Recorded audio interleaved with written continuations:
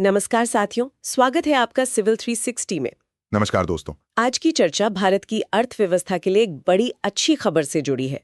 RBI की हालिया report के अनुसार अप्रैल 2025 में भारत में ग्रॉस एफडीआई इनफ्लो में 23% की जबरदस्त वृद्धि हुई है और नेट एफडीआई भी लगभग 2 गुना हो गया है। जी हाँ, ये काफी पॉजिटिव डेवलपमेंट है इंडियन इकोनॉमी के लिए। ये सिर्फ आंकड़ों की बात नहीं है, ये ग्लोबल इन्वेस्टर कॉन्फिडेंस, भारत के इकोनॉमिक रिफॉर्म्स और मेक इन इंडिया जैसी नीतियों की सफलता को दर्शाता है। बिल्कुल सही। ये दिखाता है कि दुनिया भारत को एक इम्पोर्टेंट इन्वेस्टमेंट डेस्टिनेशन मान रही है। इस डिस्कशन में हम एफडीआई से जुड़े सभी डायमेंशंस जैसे कि ग्रीनफील्ड और brownfield investment, sectors receiving maximum FDI और इसका long term impact on economy को डिटेल में समझेंगे, वो भी यूपीएससी के जीएस पेपर 3 पर्सपेक्टिव से। हाँ, कोशिश करेंगे कि यूपीएससी एस्पिरेंट्स के लिए सारे की एस्पेक्ट्स कवर हो जाएं। स्वागत है आपका सिविल 360 में, the only UPSC channel you can just listen to.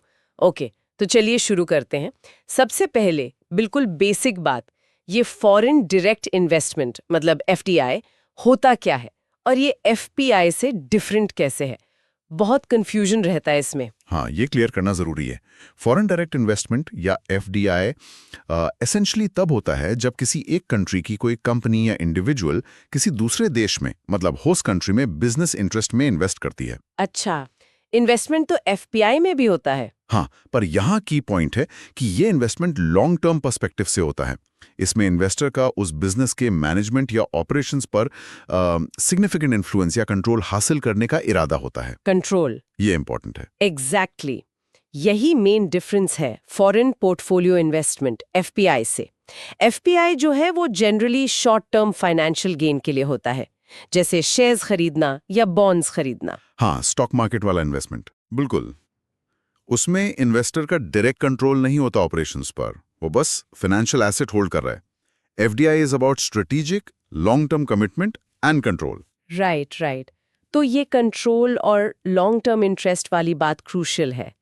अब सोर्सेज में एफडीआई के डिफरेंट टाइप्स की बात भी है, ग्रीन फील्ड, ब्राउन फील्ड और फिर हॉरिजॉन्टल, वर्टिकल, कॉन्ग्लोमरेट। ये क्या चीजें हैं, थोड़ा समझाएंगे? जी हाँ, ये क्लासिफिकेशंस भी इंपॉर्टेंट है समझने के लिए। तो देखिए, मोटे तौर पर 2 मेन टाइप्स होते हैं बेस्ड ऑन एंट्री मोड। पहला है green field investment. Green field मतलब हरा भरा? हाँ, एक तरह से मतलब फॉरेन कंपनी होस्ट कंट्री में बिल्कुल स्क्रैच से, एकदम जमीन से एक न्यू फैसिलिटी सेटअप करती है, जैसे कोई नया मैन्युफैक्चरिंग प्लांट लगाना या नया ऑफिस बनाना। ओके, बिल्कुल नया बनाना। और ब्राउन फील्ड इन्वेस्टमेंट में फॉरेन एंटिटी होस्ट कंट्री की किसी एग्जिस्टिंग कंपनी में जो पहले से चल रही है उसमें या तो हिस्सेदारी खरीदती है, माने शेयर्स लेती है, या फिर उसे पूरा अक्वायर कर लेती है। मर्जर एंड एक्विजिशन एमएनए इसका हिस्सा है। अच्छा, तो एग्जिस्टिंग बिजनेस में पैसा लगाना ब्राउन फील्ड हुआ। सही। अब बिजनेस एक्टिविटी के नेचर के बेसिस पर भी टाइप्स हैं, जैसे हॉरिजॉन्टल एफडीआई। हॉरिजॉन्टल? हाँ, इसमें इन्वेस्टर फॉरेन कंट्री में सेम टाइप का बिजनेस करता है जो वो अपनी होम कंट्री में करता है, बिल्कुल सेम बिजनेस लाइन। जैसे मैकडॉनल्ड्स का यूएस से आकर इंडिया में आउटलेट्स खोलना, ये हॉरिजॉन्टल एफडीआई है। Okay, same business different country. और वर्टिकल एफडीआई? वर्टिकल एफडीआई में कंपनी अपनी सप्लाई चेन की किसी हिस्से में इन्वेस्ट करती है, मतलब या तो बैकवर्ड इंटीग्रेशन जैसे अपने सप्लायर में इन्वेस्ट करना, या फॉरवर्ड इंटीग्रेशन जैसे अपने डिस्ट्रीब्यूटर में इन्वेस्ट करना। अच्छा, जैसे कोई कार कंपनी है वो टायर बनाने वाली कंपनी में इन्वेस्ट करे? हाँ, बिल्कुल। जैसे मान लीजिए BMW इंडिया में किसी लोकल पार्ट्स सप्लायर कंपनी में इन्वेस्ट करे, ये वर्टिकल एफडीआई होगा, बैकवर्ड इंटीग्रेशन। Got it. और तीसरा था कॉन्ग्लोमरेट एफडीआई, ये क्या है? कॉन्ग्लोमरेट एफडीआई तब होता है जब इन्वेस्टमेंट किसी टोटली अनरिलेटेड बिजनेस में किया जाए, जिसका इन्वेस्टर के एग्जिस्टिंग बिजनेस से कोई लेना देना नहीं है। जैसे मान लीजिए कोई बड़ी टेक कंपनी जैसे एप्पल, वो अचानक किसी फैशन ब्रांड में इन्वेस्ट कर दे। ये डाइवर्सिफिकेशन स्ट्रैटेजी का हिस्सा हो सकता है, पर बिजनेस बिल्कुल अलग है। इंटरेस्टिंग, ये डाइवर्सिफिकेशन वाला एंगल है इसमें। अब कुछ की टर्म्स हैं जो इस एफडीआई डिस्कशन में बार बार सामने आती हैं। Gross FDI inflow, net FDI, repatriation. इनको भी थोड़ा आसान भाषा में समझ लेते हैं। श्योर। देखिए, gross FDI inflow is simply the total amount of foreign direct investment जो एक स्पेसिफिक पीरियड में इंडिया में आ रहा है। सारा पैसा जो बाहर से डायरेक्ट इन्वेस्टमेंट के तौर पर आया। Okay, total incoming FDI. हाँ, अब है रिपैट्रिएशन। रिपैट्रिएशन वो पैसा है जो फॉरेन कंपनीज इंडिया में बिजनेस करके जो प्रॉफिट या डिविडेंड कमाती हैं, उसे वापस अपनी होम कंट्री भेजती हैं। अच्छा, मतलब मुनाफा वापस ले जाना। जैसे नेस्ले इंडिया अगर प्रॉफिट्स स्विट्जरलैंड भेजती है। एग्जैक्टली, वही रिपैट्रिएशन है। और तीसरा टर्म है एफडीआई आउटफ्लो। आउटफ्लो मतलब इंडिया से बाहर जाने वाला एफडीआई? जी हाँ, एफडीआई आउटफ्लो वो इन्वेस्टमेंट है जो इंडियन कंपनीज विदेशों में करती हैं। जैसे Tata Motors, Jaguar, land rover acquire करती है यूके में, तो वो इंडिया के लिए एफडीआई आउटफ्लो है। समझ गया। तो नेट एफडीआई इनफ्लो क्या हुआ फिर? तो नेट एफडीआई इनफ्लो कैलकुलेट करने के लिए हम ग्रॉस एफडीआई इनफ्लो लेते हैं, उसमें से रिपैट्रिएशन जो प्रॉफिट बाहर गया, और एफडीआई आउटफ्लो जो इंडियन कंपनीज ने बाहर इन्वेस्ट किया, इन दोनों को सबट्रैक्ट कर देते हैं, मतलब घटा देते हैं। अच्छा, तो फॉर्मूला हुआ net FDI is equal to gross FDI repatriation FDI outflow. बिल्कुल, ये नेट फिगर जो है वो हमें एक क्लियरर पिक्चर देती है कि एक्चुअल फॉरेन कैपिटल कितना देश में रुक रहा है या ऐड हो रहा है। Make sense, net figure is की। तो अब आते हैं इस ताज़ा खबर पर। ये जो अप्रैल 2025 में एफडीआई में बड़ा सर्ज देखा गया है, ग्रॉस इनफ्लो 23% बढ़ा, नेट दोगुना हो गया। इसके पीछे मेन ड्राइवर्स क्या हैं? What's making India so attractive for FDI right now, specially UPSC GS paper 3 perspective से सोचे? देखिए, ये कोई एक फैक्टर नहीं है, it's a Confluence of factors. कई चीजें एक साथ काम कर रही हैं। फर्स्टली, सबसे ऑब्वियस है India sustained high economic growth rate, दुनिया की फास्टेस्ट ग्रोइंग मेजर इकोनॉमीज में से एक होना, और यहाँ का बड़ा डोमेस्टिक मार्केट, ये नेचुरली इन्वेस्टर्स को अट्रैक्ट करता है। हाँ, मार्केट साइज तो हमेशा इंपॉर्टेंट होता है। बिल्कुल। सेकेंडली, पिछले कुछ सालों में सरकार ने काफी पॉलिसी रिफॉर्म्स की हैं एफडीआई को लेकर। जैसे ऑटोमेटिक रूट को काफी लिबरलाइज किया गया है कई सेक्टर्स में, मतलब गवर्नमेंट अप्रूवल की जरूरत कम पड़ती है। सेक्टोरल कैप्स, यानी किस सेक्टर में कितना फॉरेन इन्वेस्टमेंट हो सकता है, उसकी लिमिट्स बढ़ाई गई हैं। सिंगल विंडो क्लियरेंस सिस्टम्स लाने की कोशिश हो रही है प्रोसेसेस को सिंप्लीफाई करने के लिए। ईज ऑफ डूइंग बिजनेस पर focus. Exactly. Thirdly, overall ease of doing business ranking में इंडिया ने इंप्रूवमेंट दिखाई है। रेगुलेटरी हर्डल्स कम हुए हैं, प्रोसेसेस स्ट्रीमलाइन हुए हैं, ये भी कॉन्फिडेंस बढ़ाता है। फोर्थ, गवर्नमेंट के फ्लैगशिप इनिशिएटिव्स जैसे मेक इन इंडिया और प्रोडक्शन लिंक्ड इंसेंटिव यानी पीएलआई स्कीम्स। हाँ, पीएलआई स्कीम्स तो काफी चर्चा में है। हाँ, ये 14 की सेक्टर्स को कवर करती हैं और इनका मकसद है डोमेस्टिक मैन्युफैक्चरिंग को बूस्ट देना और एक्सपोर्ट्स बढ़ाना। ये स्कीम स्पेसिफिकली मैन्युफैक्चरिंग सेक्टर में एफडीआई अट्रैक्ट करने में बहुत सक्सेसफुल रही हैं। मैन्युफैक्चरिंग पर जोर। जी।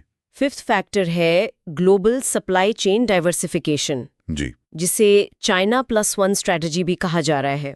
कोविड के बाद और जियोपॉलिटिकल टेंशन्स के चलते मल्टीनेशनल कंपनीज अब सिर्फ चाइना पे डिपेंड नहीं रहना चाहती, वो अपनी सप्लाई चेन्स डाइवर्सिफाई कर रही हैं और इंडिया एक स्ट्रॉन्ग ऑल्टरनेटिव के तौर पर उभर रहा है। ये चाइना +1 फैक्टर और पीएलआई का कॉम्बिनेशन, ये मैन्युफैक्चरिंग एफडीआई के लिए तो काफी पोटेंट लग रहा है। एब्सोल्युटली, ये एक बड़ा ड्राइवर है।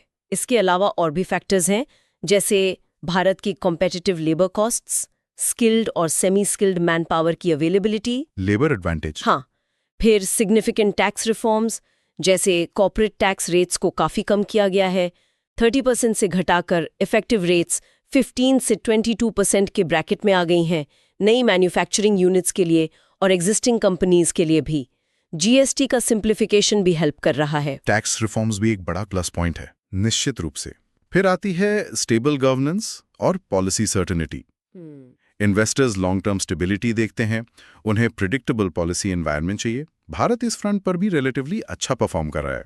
Political stability matters. हाँ, एंड फाइनली इंडिया का रोबस्ट डिजिटल इंफ्रास्ट्रक्चर, यूपीआई, आधार, सस्ता डेटा और हमारा ग्रोइंग टेक टैलेंट पूल, ये आईटी और सर्विसेज सेक्टर में इन्वेस्टमेंट के लिए बहुत अट्रैक्टिव है और मैन्युफैक्चरिंग में भी इंक्रीजिंगली इंपॉर्टेंट हो रहा है। तो ये सब चीजें मिलकर एक पॉजिटिव एनवायरनमेंट बना रही हैं एफडीआई के लिए। Impressive list of drivers indeed. इन सब का क्यूमुलेटिव इफेक्ट दिख रहा है नंबर्स में। Let's look at the April 2025 data briefly. क्या खास हाइलाइट्स हैं उसमें? हाँ, आरबीआई डेटा के अनुसार, जैसा आपने शुरू में बताया, अप्रैल 2025 में ग्रॉस एफडीआई इनफ्लो रहा अराउंड $8.8 बिलियन। ये पिछले साल अप्रैल 2024 के $7.2 बिलियन और पिछले महीने यानी मार्च 2025 के $5.9 बिलियन से काफी ज्यादा है। अच्छा जंप है। हाँ, 23% ग्रोथ ईयर ऑन ईयर। और नेट एफडीआई इनफ्लो भी बढ़कर करीब $3.9 बिलियन हो गया, जो पिछले साल के मुकाबले लगभग डबल है। इसमें एक खास बात यह भी रही है कि रेपेट्रिएशन यानी प्रॉफिट्स का वापस जाना, उसमें 59% की गिरावट आई है अप्रैल में। अच्छा, तो मतलब फॉरेन कंपनीज ने कम प्रॉफिट वापस भेजा। हाँ, उस पर्टिकुलर महीने में रिपेट्रिएशन कम हुआ, इससे नेट फिगर को काफी बूस्ट मिला। ये दिखाता है कि शायद कंपनीज प्रॉफिट्स रीइन्वेस्ट कर रही हैं या रिपेट्रिएशन डिले कर रही हैं। इंटरेस्टिंग। सेक्टर वाइज कहाँ आया सबसे ज्यादा एफडीआई? मेजर चंक करीब 50% इनफ्लो मैन्युफैक्चरिंग और बिजनेस सर्विसेज सेक्टर्स में आया। ये मेक इन इंडिया और पीएलआई स्कीम्स के इम्पैक्ट को दिखाता है मैन्युफैक्चरिंग में, और सर्विसेज में इंडिया की स्ट्रेंथ बनी हुई है। ओके, और इंडियन कंपनीज ने कहाँ इन्वेस्ट किया? आउटफ्लो कहाँ गया? एफडीआई आउटफ्लो में जो प्रमुख सेक्टर्स थे जहां से पैसा बाहर गया वो थे इलेक्ट्रिसिटी, वाटर एंड गैस, और फाइनेंस एंड इंश्योरेंस। और इंडियन कंपनीज के लिए मेन इन्वेस्टमेंट डेस्टिनेशंस थे इंडोनेशिया, मॉरिशस और जर्मनी। Got it. चलिए अब सबसे इंपॉर्टेंट हिस्से पर आते हैं। यूपीएससी एस्पिरेंट्स के पॉइंट ऑफ व्यू से इस बढ़ते हुए एफडीआई का सिग्निफिकेंस क्या है? What are the key benefits for the Indian economy? GS paper 3 के लिए ये बहुत क्रूशियल है। बिल्कुल, बेनिफिट्स बहुआयामी हैं, मल्टी डायमेंशनल। सबसे पहला और सीधा बेनिफिट है इकोनॉमिक ग्रोथ को boost. FDI non debt creating capital inflow आता है, जिससे इन्वेस्टमेंट बढ़ता है, प्रोडक्शन बढ़ता है और जीडीपी ग्रोथ को सपोर्ट मिलता है। Capital infusion for growth. Yes. Secondly, employment generation. FDI projects, खासकर ग्रीनफील्ड प्रोजेक्ट्स, लार्ज स्केल पर जॉब्स क्रिएट करते हैं। स्किल्ड, सेमी स्किल्ड, अनस्किल्ड, तीनों तरह की। सप्लाई चेन्स डेवलप होती हैं, उससे भी जॉब्स बनती हैं। जॉब्स, हाँ, ये बहुत इंपॉर्टेंट है। तीसरा, ये हमारे फॉरेन एक्सचेंज रिजर्व्स को स्ट्रेंथन करता है। डॉलर इनफ्लो बढ़ता है, जिससे रुपए पर प्रेशर कम होता है और मैक्रो इकोनॉमिक स्टेबिलिटी बढ़ती है। Balance of payment situation improve होती है। फॉरेक्स रिजर्व्स मजबूत होते हैं। चौथा, and very importantly, technology transfer और इनोवेशन। फॉरेन कंपनीज अक्सर अपने साथ advance technology, managerial skills, operational expertise और ग्लोबल बेस्ट प्रैक्टिसेस लेकर आती हैं।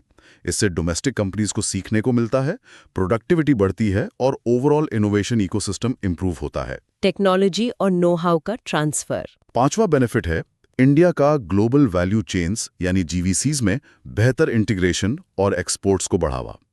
एफडीआई वाली कंपनीज अक्सर ग्लोबल नेटवर्क्स का हिस्सा होती हैं, जिससे इंडियन प्रोडक्ट्स को इंटरनेशनल मार्केट्स तक पहुंच मिलती है और एक्सपोर्ट्स बढ़ते हैं। Global integration and exports. चौथा, इंफ्रास्ट्रक्चर डेवलपमेंट। खासकर ग्रीनफील्ड एफडीआई जब आता है तो उसके साथ साथ रोड्स, पोर्ट्स, पावर सप्लाई जैसे सपोर्टिंग इंफ्रास्ट्रक्चर में भी इन्वेस्टमेंट होता है या उसकी डिमांड बढ़ती है। Infra boost. सातवां, FDI can also promote regional development. हालांकि ये चैलेंज भी है कि एफडीआई कुछ खास रीजन्स में कॉन्सेंट्रेट ना हो जाए, पर अगर पॉलिसीज हों तो इसे लेस डेवलप्ड रीजन्स की तरफ चैनल करके रीजनल डिस्पैरिटीज कम की जा सकती हैं। रीजनल बैलेंस वाला पॉइंट भी है। आठवां, सरकार के लिए हायर टैक्स रेवेन्यूज। जब फॉरेन कंपनीज यहां ऑपरेट करती हैं, प्रॉफिट कमाती हैं, तो वो कॉर्पोरेट टैक्स देती हैं, उनके एम्प्लॉयज इनकम टैक्स देते हैं, इनडायरेक्ट टैक्सेस जैसे जीएसटी भी कलेक्ट होता है, तो गवर्नमेंट रेवेन्यू बढ़ता है। टैक्स कलेक्शन में वृद्धि। और आखिर में स्ट्रॉन्ग एफडीआई इनफ्लोज इंडिया की ग्लोबल इमेज को एनहांस करते हैं। ब्रांड इंडिया मजबूत होता है। ये दिखाता है कि इंडिया एक रिलायबल और प्रॉफिटेबल इन्वेस्टमेंट डेस्टिनेशन है। That's a comprehensive list of benefits. काफी वाइड रेंजिंग इम्पैक्ट्स हैं। अच्छा, अब थोड़ा ग्लोबल पर्सपेक्टिव लेते हैं। जनरली दुनिया भर में इन्वेस्टर्स क्या देखकर एफडीआई डिसीजंस लेते हैं? कौन से फैक्टर्स इन्फ्लुएंस करते हैं उनके फैसले को? हाँ, ये भी जानना जरूरी है। देखिए, इन्वेस्टर्स बहुत सारे फैक्टर्स इवैल्यूएट करते हैं। सबसे पहले तो market size and growth potential of the host country. बड़ा और बढ़ता हुआ मार्केट हमेशा अट्रैक्टिव होता है। Market potential. दूसरा, political stability and policy continuity. कोई भी इन्वेस्टर अनस्टेबल एनवायरनमेंट में लॉन्ग टर्म पैसा नहीं लगाना चाहेगा।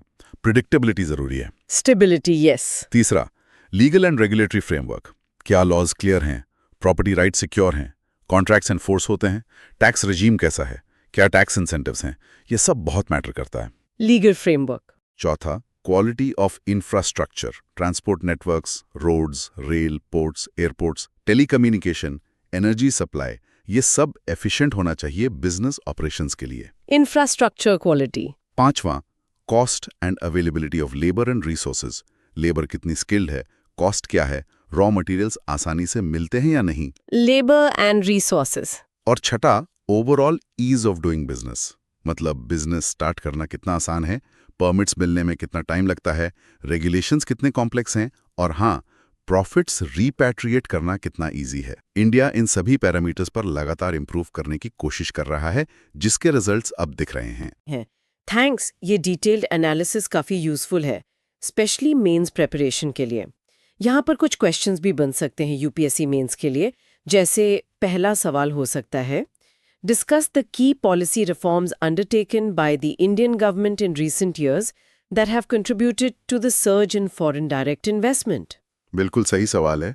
इसमें रीसेंट पॉलिसी चेंजेस जैसे PLI, tax cuts, FDI limit relaxation, ease of doing business initiatives पर फोकस करना होगा। हाँ, और एक दूसरा सवाल, थोड़ा analytical, critically analyze the socio-economic impact of increased FDI inflows on the Indian economy, highlighting both the benefits and potential challenges.